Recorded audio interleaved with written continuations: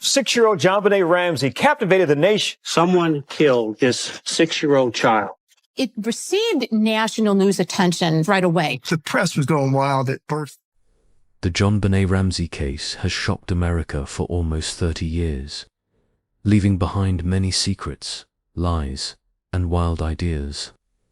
A 6-year-old girl found dead in her own home, a strange ransom note, and a perfect family image that quickly broke apart. This was no normal crime. While everyone else was pointing fingers and fighting at dinner tables, the real truth was hidden in plain sight, obscured by police errors and loud media stories. Now, fresh, startling evidence has finally surfaced, ready to unravel this case, and reveal a far more sinister side to it than we ever imagined. Is this the conclusion that everyone has been waiting for?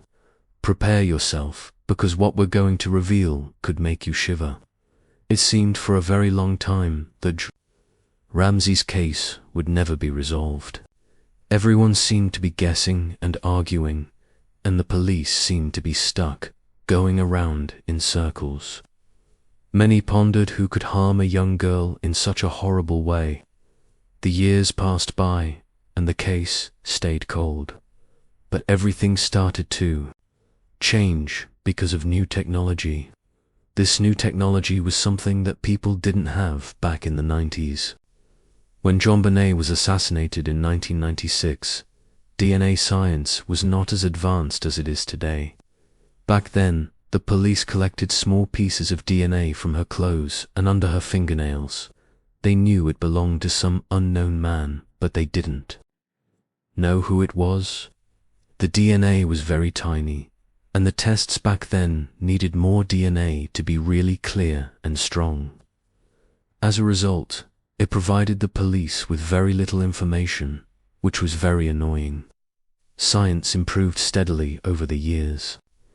Experts and scientists discovered methods to extract more information from smaller DNA fragments. Genetic genealogy was one particularly significant change. This method involves finding people through family trees and DNA samples that people submit to websites in order to find their background. When people want to learn about where their ancestors came from, they sometimes send their DNA to companies. Even if a criminal never sends in his DNA, his family members might do it. By looking at the family member's DNA, investigators can start putting together a big puzzle. They can figure out which family a person might belong to and then start looking closer and closer until they find the right person. In 2024, the police ultimately made the decision to attempt this in the case of JonBenet. They collaborated with Parabon Nanolabs, a unique business. This business has solved other cold cases and is skilled at using DNA to determine family ties. Using cutting-edge technology, the police produced a new and improved DNA profile, which they then posted to a DNA website that is open to the public. They found some distant relatives, but they didn't immediately find the right match. These relatives might have been cousins or even farther away, but they weren't close like brothers or sisters. Nevertheless, this was a huge hint. After that, the experts and the police began creating family trees. They looked at old documents, birth records, marriage certificates, and even social media posts. They spent many months carefully checking each branch of the family tree, looking at who lived where and when. Finally, after a lot of hard work, they found one man who fit. This man was about 62 years old in 2024. Back in 1996, he was 34 years old, and he lived just 2 miles away from the Ramsey house. He had a job working for a catering company, and this company did parties in the Ramsey neighborhood, including one just a few doors away from the Ramsey home around Christmas. Now that this long-hidden suspect has finally been uncovered, what new evidence has come to light to connect him to that tragic night. Let's learn more. This man had never been a suspect before. Nobody had ever thought about him. He had a few crimes on his record, like burglary and fraud, but they were not violent crimes. No one thought he was dangerous to kids. That's why the police had never talked to him. After the assassination, he moved away from Colorado.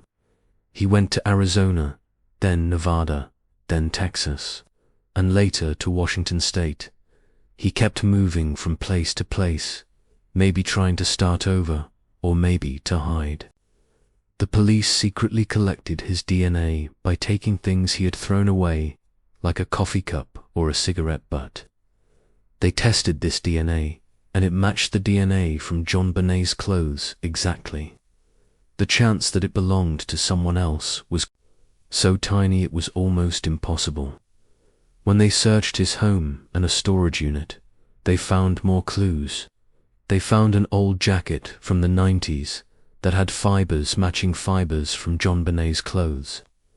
They also looked again at the ransom note. With new software, they found patterns in the handwriting that matched samples from this man's old job records. Right now, no one knows if he really knew the Ramsey family personally. Maybe he just learned about them from working nearby or saw them at a party. He might have known they were leaving town after Christmas and thought he could sneak in before they officially arrest him. The personnel cross-checking facts are working really hard today to make sure they have all the proof they need. After years of waiting and sadness, this news gives JonBenet's family new hope and a little light. How did the shocking events on that cold December morning truly unfold? And why did the investigation fall apart so badly? Keep watching for more. JonBenet Ramsey's tragic death on December 26, 1996, is a day that shocked the world and altered everything for her family. Her mother, Patsy Ramsey, discovered a lengthy, peculiar handwritten ransom note on the stairs of their large home on a chilly morning shortly after Christmas. Unlike most ransom notes, this one was lengthy, roughly 2.5 pages, and extremely detailed. It requested precisely $118,000, which was nearly equal to John Ramsey's annual work bonus. This immediately gave the impression that it was highly suspicious. When Patsy read the note, she realized that JonBenet was missing. She quickly called the police, feeling scared and not knowing what else to do. The police came to the house to check everything, but they first thought it was just a kidnapping. So they did not treat the whole house like a crime scene. Instead, they only blocked off JonBenet's bedroom.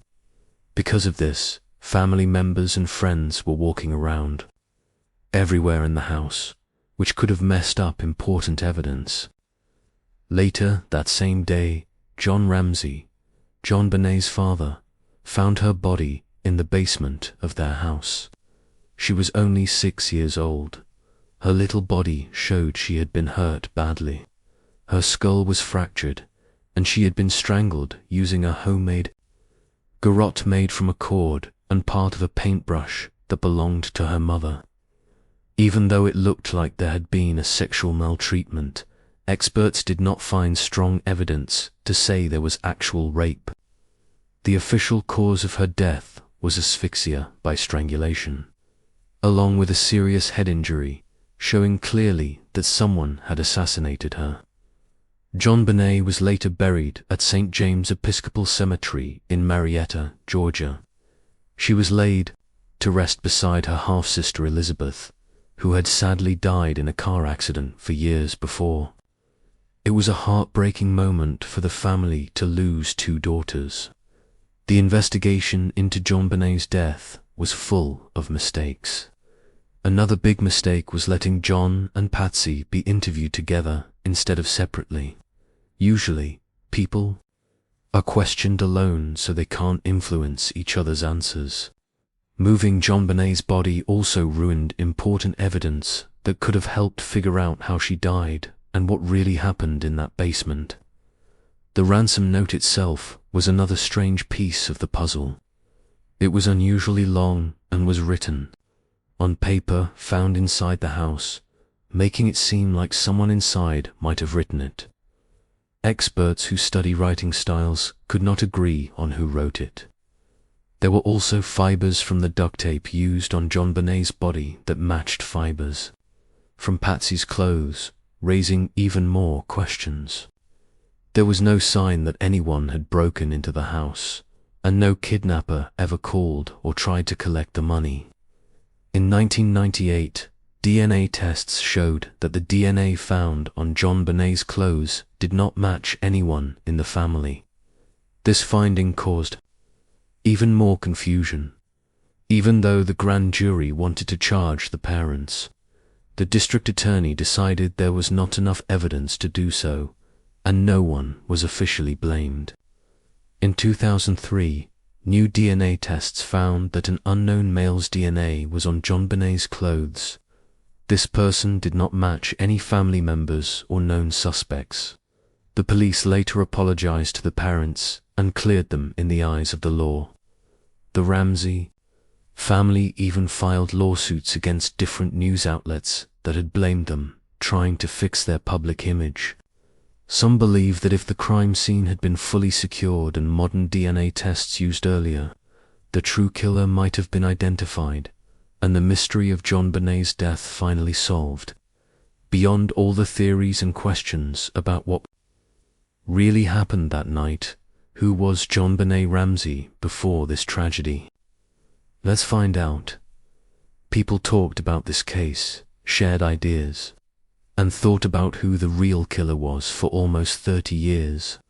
Burke Ramsey, JonBenet's older brother, who was just 9 years old when she passed away, was also a thought. He refused to speak to the media and remained silent for a very long time. Some people started making theories about him, even though he was never charged or officially suspected. Recently, after 28 years, Burke finally decided to talk. Now in his late 30s, he shared how losing his sister changed his whole life. He explained JonBenet as a happy, satisfied girl who brought laughter and light into their home.